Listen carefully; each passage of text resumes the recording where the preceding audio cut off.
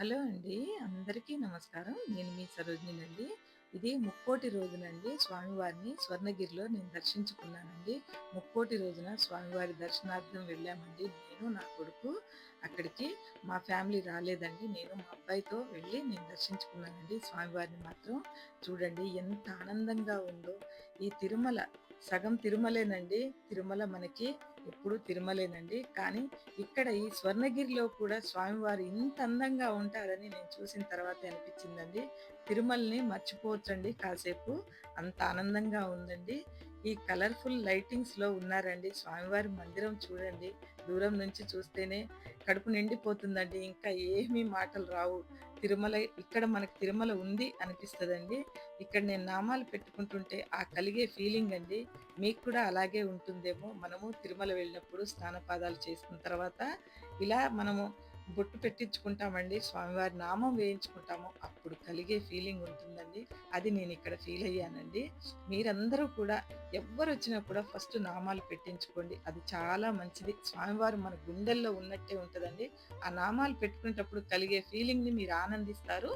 ఇక్కడ చూడండి, మనం చెప్పులు ఎక్కడ పడితే అక్కడ విప్పకూడదండి.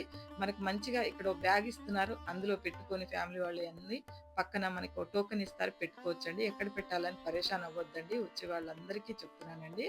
ఇక్కడ స్వామివారి పాదాలు తాకి మనం స్వామివారికి ఎంతో ఆనందం అండి. నిజంగా ఈ స్వామివారి పాదాలు తాకితే మనం 108 మెట్లు ఎక్కినప్పుడు మనకి ఎటువంటి బాధ కలగకూడదండి. అందరూ కూడా చిన్న, పెద్ద చాలా మంది వచ్చారండి ఇక్కడికి. చూడండి, ఆ శ్రీ ఆంజనేయ స్వామివారు మనకి ముందు ఆహ్వానం పలుకుతున్నారండి. ఈ ఆర్చ్ దగ్గర నిజంగా మనకి రూ. 500 టికెట్ ఉందండి. రూ. 300 టికెట్ ఉంది. రూ. 500 టికెట్ తీసుకుంటే మనకొక టవల్ ఇస్తారండి స్వామివారిది. ఒక టవలును, ఒక లడ్డు ఇస్తారండి. ఒక టికెట్ మీద ఒక్కరే వెళ్ళాలండి. రూ. 300 టికెట్ కూడా అంతేనండి. ఇద్దరు వెళ్తే రూ. 1000 ఇవ్వాలండి. మనం టికెట్‌కి రూ. 500 అయితే ఒకరే వెళ్ళాలి. 300 అయినా ఒక్కరే వెళ్ళాలండి. ఇలా ఒక లడ్డు ఇస్తారండి బ్యాగ్‌లో.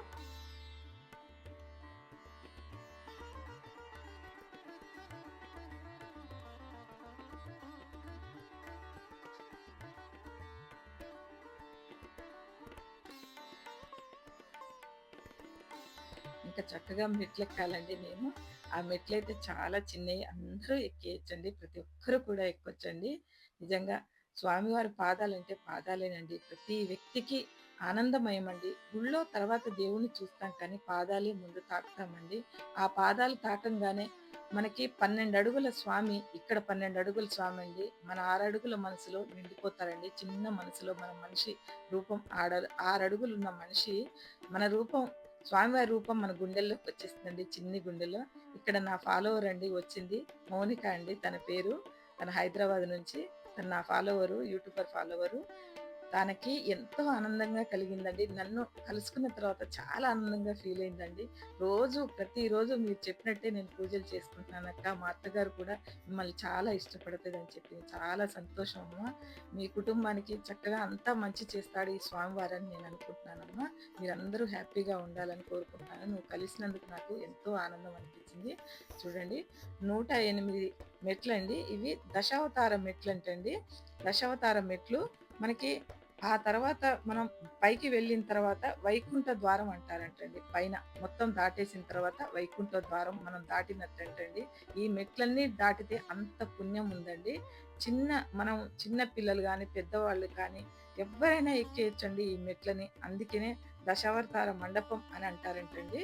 దశావతార మండపం మనం పైకెక్కిన తర్వాత మనకు ఆ ద్వారం, వైకుంఠ ద్వారం అంటారంటండి దీన్ని. నాకైతే తెలిసింది చెప్పానండి. దీంట్లో ఏదన్నా తప్పు చెప్తే మీరు ఏమీ అనుకోకూడదండి. నేను వెళ్ళినప్పుడు ఎవరైనా చెప్పినప్పుడు కొద్దిగా నాకు తెలుస్తుందండి. అంతేనండి. అంతకంటే స్వామివారి గురించి ఏది తప్పు చెప్పడానికి నా నోరు రావద్దని నేను దండం పెట్టుకుంటానండి. చూడండి, గరుడ పక్షి మనకి ఎంత ఆహ్వానం పలుకుతుందండి అందరిని కూడా. ఎంత బావుందో చూసారా అండి?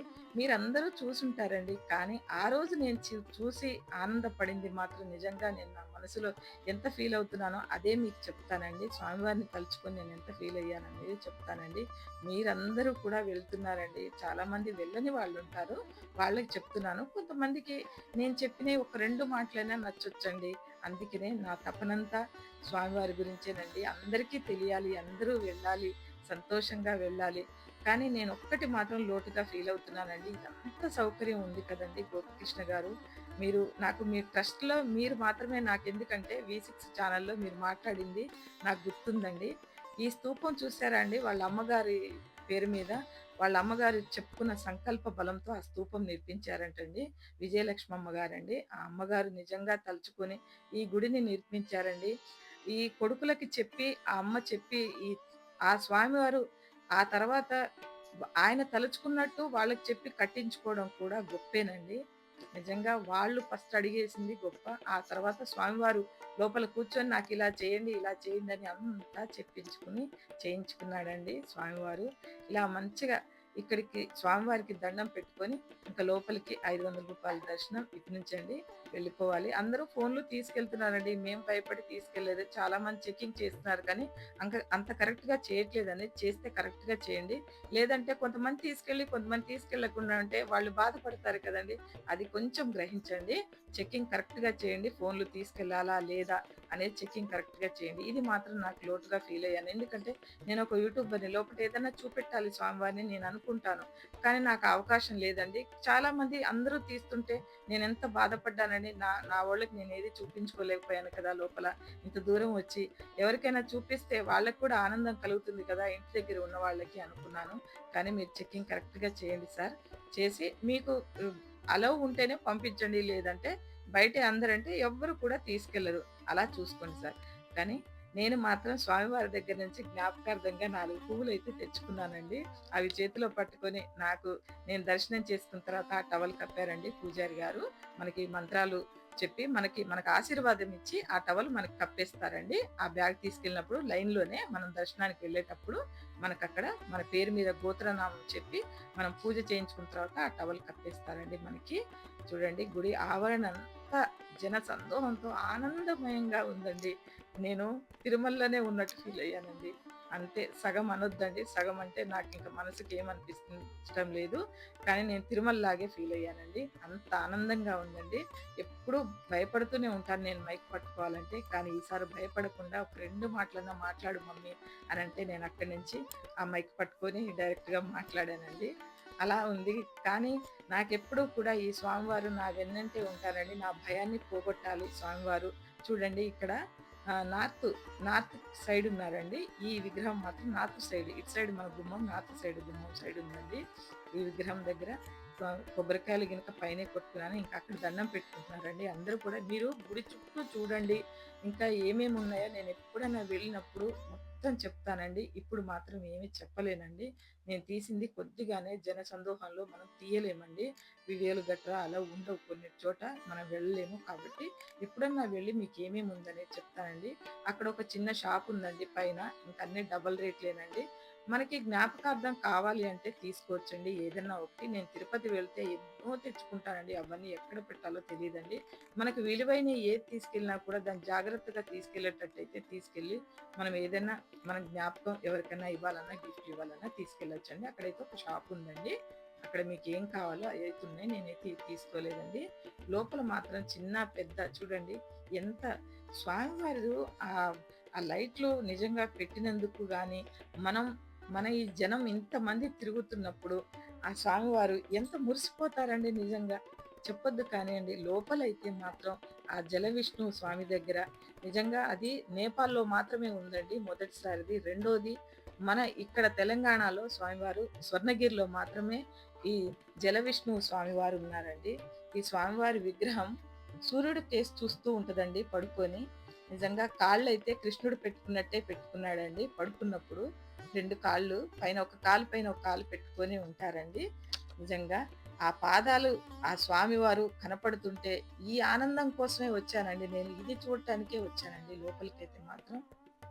ఎంతో ఆనందమండి. మాటలైతే రావండి. ఈ అలంకారాన్ని, ఈ స్వామివారిని, ఈ దీపాల కాంతుల్లో ఇంతలా వెలిగిపోతున్న స్వామివారిని చూస్తే ఇంక మాటలేమొస్తాయండి. ఏదో నేను నా మనసు కనిపించిందే చెప్తున్నానండి ఇక్కడ. పిల్లలందరూ లోపలైతే నృత్యాలు చేస్తూ భరతనాట్యం ఎంత చక్కగా డాన్స్ చేస్తున్నారండి. వాళ్ళందరినీ ఆ గోపికృష్ణ గారైతేనండి అందరిని కూడా పలకరించటం కూడా ఎంత మర్యాదగా పలకరిస్తున్నారండి. ఆయన నిజంగా అంత మర్యాదస్తుడు కాబట్టే ఆ స్వామివారు వాళ్ళని ఏరుకున్నాడండి నా గుడి నిర్మించటానికి. మీ అమ్మ సంకల్పం పెట్టుకుంటే మీ కొడుకులందరూ కూడా నా గుడిని ఇలా కట్టించాలని స్వామివారు వాళ్ళనే ఏరుకున్నారండి. నిజంగా వాళ్ళని తీసుకున్నారు. వాళ్ళ మనసు ఎంత గొప్పదో స్వామివారు వాళ్ళని దగ్గరికి తీసుకొని నా చాకిరీకి మీరే ఉండాలి అనని చెప్పి అనుకున్నారండి. అలాగే ఉన్నారండి. స్వామివారు ఎలాగైతే అనుకున్నారో ఆయన మనసు కూడా అంత అందంగా ఉందండి. ఒక్కటే గ్రహించండి, మాకు భక్తులకు రాత్రిపూట వెళ్ళేటప్పుడు మాత్రం చాలా బాధవుతదండి. మనం ఎక్కడెక్కడి నుంచో వస్తారండి. రాత్రిపూట ఆటోలలో రోడ్డు వరకు వెళ్ళాలంటే బాధగా ఉందండి. ఏదైనా సౌకర్యం అయితే వెళ్ళేటప్పుడు నైట్‌లో సౌకర్యాలు లెవ్వండి. నైట్ కానీ, పగలు కానీ మీరు గుడి నుంచి బయట రోడ్డు వరకు మీరు ఏదన్నా బస్ స్టాండ్ కట్టించాలండి. అక్కడి నుంచి భక్తులు ఎటు వెళ్తారో అటు వెళ్ళిపోతారండి. దగ్గరలో భువనగిరి ఉంది కానీ, అది దగ్గరలో ఉంది కానీ, గుడి దగ్గర నుంచి రోడ్డు మీదకి ఎలా వెళ్తారండి? ఆటోలలో ఒక్కరు 15 మందిని కూర్చోపెడుతున్నారండి. అలా అయితే వద్దండి. ఏదన్నా డేంజర్ అవుతది. స్వామివారి బదనాం అయితదండి. మనం తెలంగాణలో ఎప్పుడూ కూడా ఒకరి మంచి కోరుకుంటామండి. స్వామివారు ఇక్కడ వెలిసిందే మనకు గొప్ప అండి. మనకున్న ఈ స్వర్ణగిరిని మనమే కాపాడుకోవాలండి. ఏది కాకుండా కూడా స్వామివారిని మనమే కాపాడుకోవాలండి. మనం ఎలా కాపాడుకోవాలనేది కొంచెం ఆలోచించండి. నేను మీకు పదే పదే చెప్తున్నానండి. మీరంటే నిజంగా మీరు మాట్లాడే ప్రతి మాట కూడా నాకు బాగా ఇష్టమండి గోపికృష్ణ గారు. ఎక్కడున్నా వినండి. మీకు ఈ వీడియోలో 3 సార్లు మీ పేరును నేను తెచ్చానండి. ఎందుకంటే నేను V6 ఛానెల్‌లో మీరు మాట్లాడుతుంటే చూసానండి. మీ మాట నచ్చే మళ్ళీ నాకు మీరు 2 సార్లు కలిసారండి ఇక్కడ. నేను 2 సార్లు మీరు మాట్లాడుతుంటే నేను విన్నానండి. నేను నేరుగా చూసాను. మీ మనసు ఎంత మంచిదో. అందుకనే మీరు మాత్రం మా గురించి ఆలోచించాలండి. భక్తుల గురించి ఎంతొస్తుంది, ఏంటి అనేది కాదండి. స్వామివారికి ఎటువంటి లోటు లేకుండా మనం వెళ్తే రాత్రిపూట కూడా బయటికి వచ్చేయొచ్చురా మంచిగా అక్కడి నుంచి బయటికొస్తే బస్సులున్నాయి, అన్నీ ఉన్నాయి అనుకోవచ్చు. అందరికీ కార్లు ఉండవండి. అందరికీ వెహికల్స్ ఉండవు. బండ్లుండవు.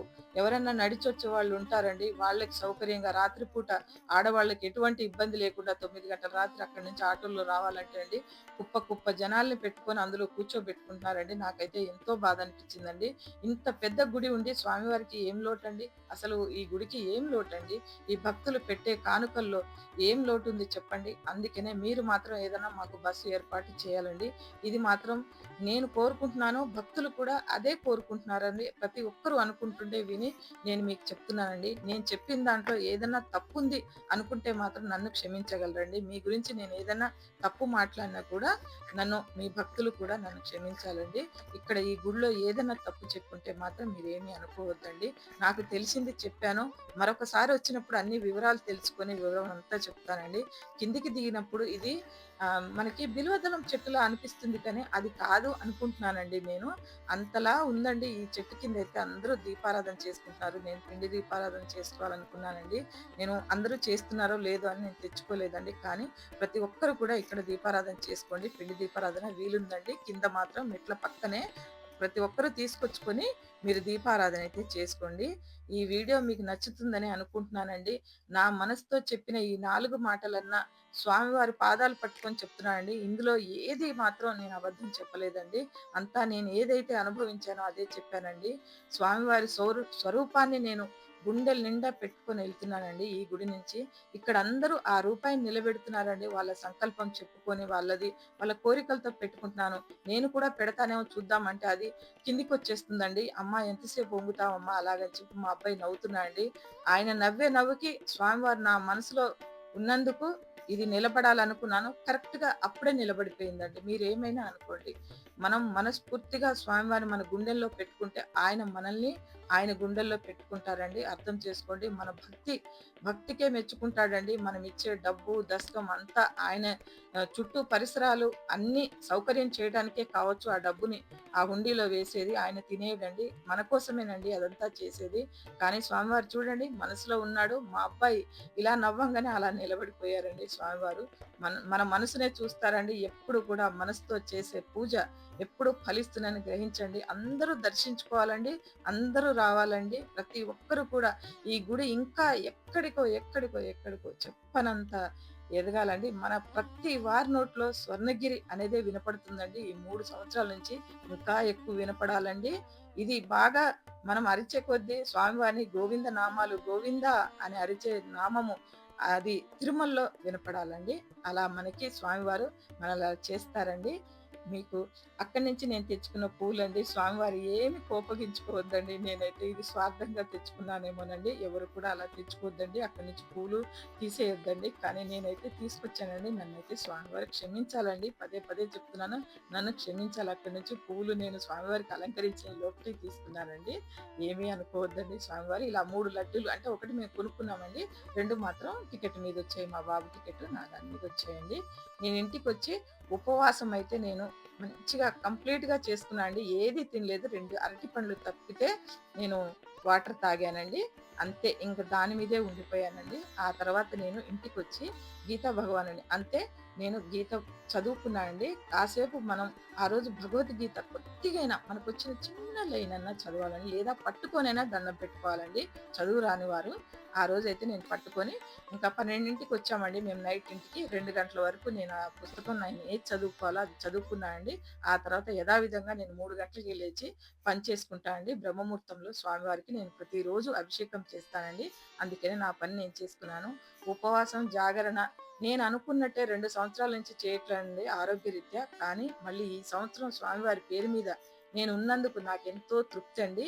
స్వామివారు నన్ను ఏది ఇచ్చినా, ఏది ఇవ్వకపోయినా నేను చేసే ఉపవాసము కానీ, నేనుండే జాగరణ కానీ, అది ఆ జాగరణ చేసినందుకు స్వామివారు నన్ను అనుగ్రహించాలని నేను కోరుకుంటున్నానండి. ఈ వీడియో నచ్చినట్టయితే లైక్ చేయండి, షేర్ చేయండి, కామెంట్ చేయండి.